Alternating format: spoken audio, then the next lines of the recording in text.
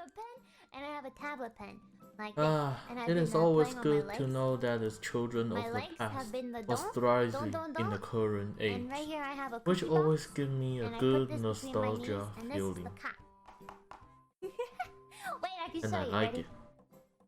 Oh hey, my friend. I put up a typo Is it time song, for another usually interview? on the hardest level. Well then let's do it. Yeah, and I put it on somebody who's done like a ooh, the pen's open.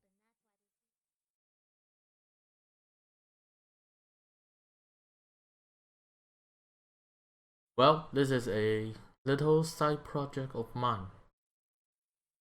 A music project, if you will. Yes, I have no concept of sound, just as I said. But that does not mean that I can make something out of it. You see, just like my mind can translate into sound, sound can also translate into the language I could understand.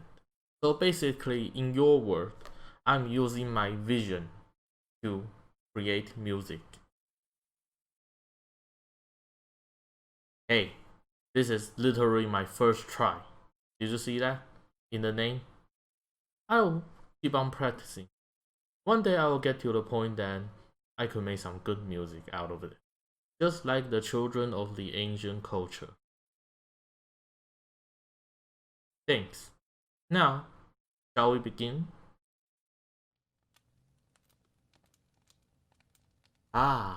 Straight to the point. The Great Library is a concept of knowledge, of thought. It first started when the idea of culture, of knowledge, was first come into the mind of the universe.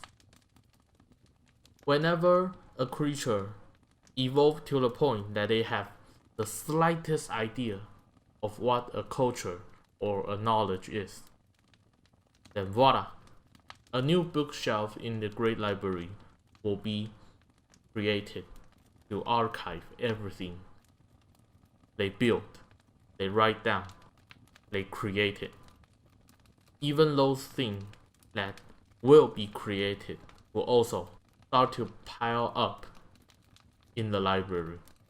A lot of librarians have tried to explain this thing throughout their whole life about the piling up stuff that aren't even being created or being discovered.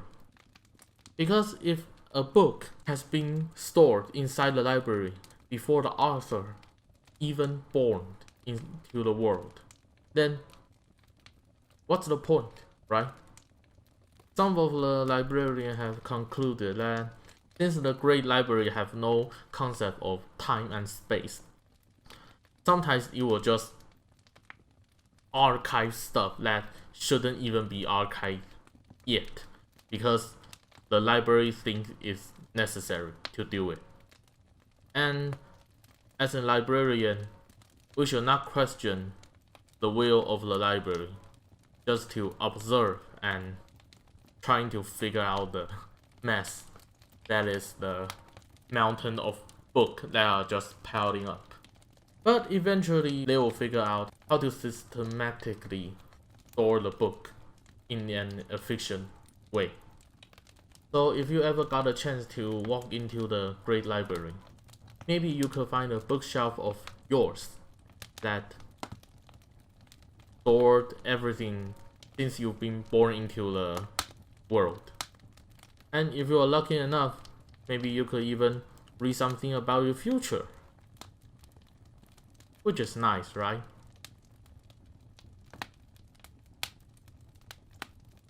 Yes, you got the point. Everything that ever existed will be archived or were being archived inside the Great Library. And even those things that haven't existed yet will be inside the library. Even if the Great Library was destroyed and not yet to have a physical form rebuilt, And about the archive stuff, I have a question for you, my friend.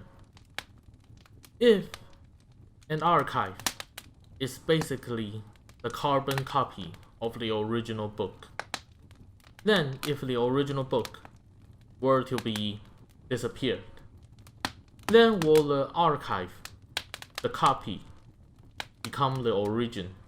Or will the copy always be merely a copy?